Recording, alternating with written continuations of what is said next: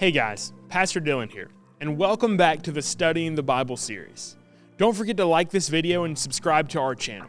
This helps us to create more of the content you love and make it possible for more people all across the world to hear the message of Jesus through our channel.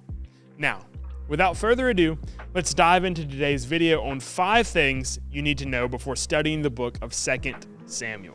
The first thing you need to know when studying the book of 2 Samuel is that David mourns the death of Saul. In 2 Samuel chapter 1, an Amalekite reports the news of Saul and Jonathan's death to David. Rather than celebrating the occasion that would officially make David king, fulfilling the words spoken to him by the prophet Samuel, David, along with all of his men, tore their clothes and mourned for Saul and Jonathan. David's willingness to mourn a man who had attempted to murder him on multiple occasions demonstrates some of the qualities that truly make him a man after God's own heart. In addition to mourning the loss of Saul and Jonathan, David has the man who says he put Saul out of his misery executed on the spot. David does this because he believes that no one has the right to kill the Lord's anointed king, no matter the situation. The second thing you need to understand is the concept of a unified kingdom. Once Saul is dead, his commanding general proclaims Ishbosheth king of Israel. The only problem with this is that Ishbosheth is not the man that God has anointed to be king. The tribe of Judah stands by David as their king, leading to a civil war between the tribe of Judah and the rest of Israel. Through a strange series of events, Ishbosheth is assassinated by 2 of his own captains, leaving the people of Israel without a king. As a result, leaders of the northern tribes of Israel travel to Hebron, confessing their loyalty to David and reuniting the nation of Israel under God's chosen king. This is a prolific moment in David's reign as it fulfills God's desire for his people to be united under a king after his own heart. The next thing that you need to understand is the Davidic covenant. In 2 Samuel chapter 7, David makes his desire to build a house for the Ark of the Covenant known to the prophet Nathan. At first, Nathan tells David to go and do all that is on your mind, for the Lord is with you. But that night, the Lord speaks to Nathan in a dream, telling him to go to David and tell him that he is not to build a house for the Lord, but that he will have a son that will do so, and that he will establish his throne forever. This is what is now known as the Davidic covenant. This is a critical moment not just in the story of David, but in the history of the Israelite people. Throughout the remainder of the Old Testament, every other king of Judah is compared to David. There are even multiple times where God could have destroyed the kings of Judah, but has mercy on them because of the covenant he has with David. Ultimately, this promise is fulfilled in Jesus, a descendant of David who will reign for all eternity.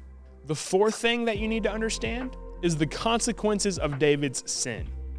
While David is known as Israel's greatest king, he is far from perfect.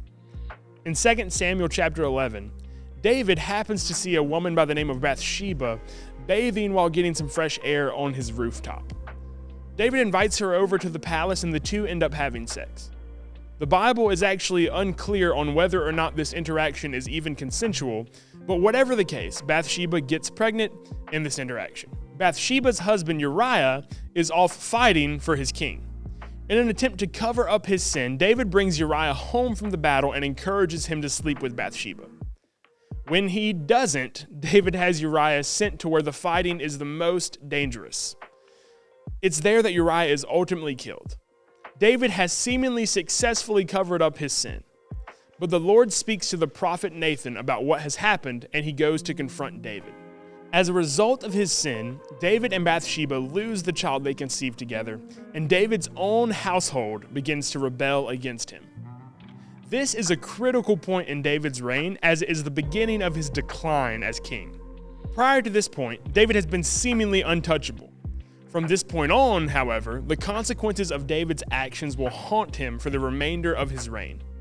Ultimately, David demonstrates yet again why he is a man after God's own heart by allowing Nathan's confrontation to push him to repentance.